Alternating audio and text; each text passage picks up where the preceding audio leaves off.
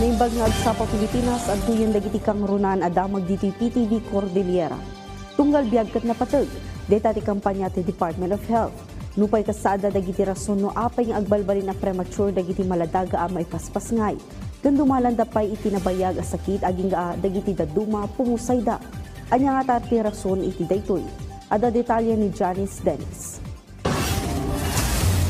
Iti obserbasyon dagiti eksperto iti syudad, ti prematurity ti kang runaan a rason ti ipupusay dagiti maladaga ken adaan iti long-term health implications. Gapu iti dayta, ikam kampanya ti Baguio General Hospital and Medical Center, ti panangipaay iti maternal support kan ti panangipangato iti panakaammo ti komunidad mainaig iti daytoy. Gusto namin na magkaroon ng awareness ang lahat ng mga magulang na hindi porket premature ang kanilang mga anak, ay nako, ano na,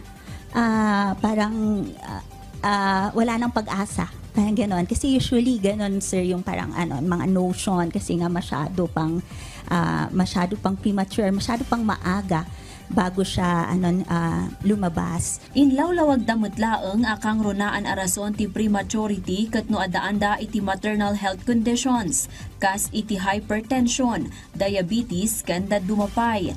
May samot laeng a rason ti teenage pregnancy.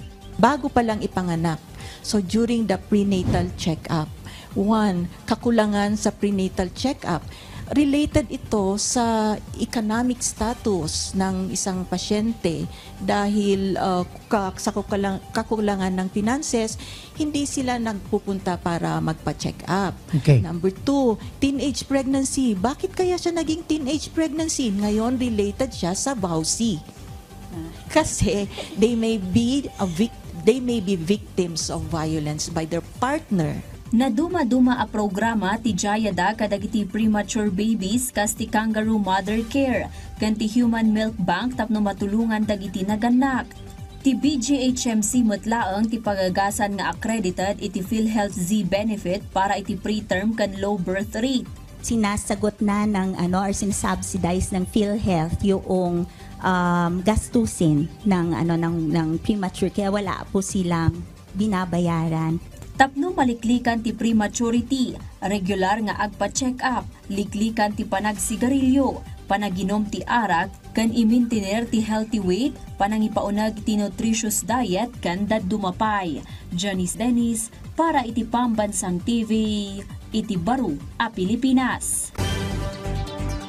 Gapo iti madado a populasyon dagiti nataengan iti Cordillera, isakad ti Commission on Population Cordillera ti ad-adu pay a programa para iti nasalunat a panagbiag dagiti natataengan. Adda report ni Bridget Marcasi Pangosfian.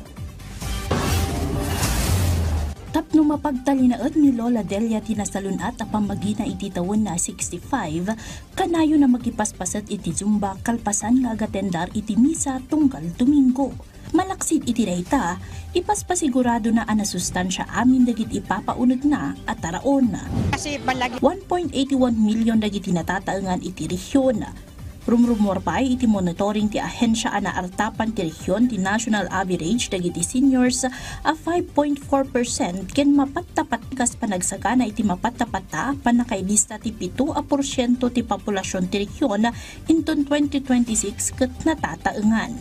Sigun iti CPD, nang rugi ang maka-record ti probinsya ti Abrakin Apayao ti aduan natataengan. We have crafted a short-term regional development plan for healthy and active aging. So we'll see yung impact ng ating programs and services sa paglaki ng itong ating senior population, and let's see how we can work on yung additional burden when it comes to taking care of our all elderly people. Nupay mangipas pasimudaag daytoy abumay payag ti panagbiag dagiti natataengan iti rehiyon. Masapul ang mapagsaganaan ti ad-adda panag-aduda gaputa manamnama mutlang iti panagsaranta ti demand iti healthcare ken economic activity para kadakwada. Hindi dahil retired na sila, matanda na sila, we can't let them be economically unstable, di ba? So we still need to have them give back to development, lalo na sila yung lumalaking population. So yung ating mga partners when it comes to education, training and livelihood, employment and health services, baka may shift ng agenda when it comes to this increase in seniors natin. So, Bridget Marcasi Pangosfian para iti Pambansang TV. Iti Baro, a Pilipinas.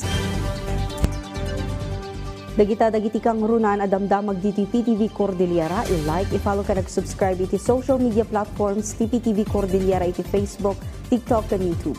Para iti PTV balita ngayon sa probinsya, siya ni Audrey Villana na impagngaldang.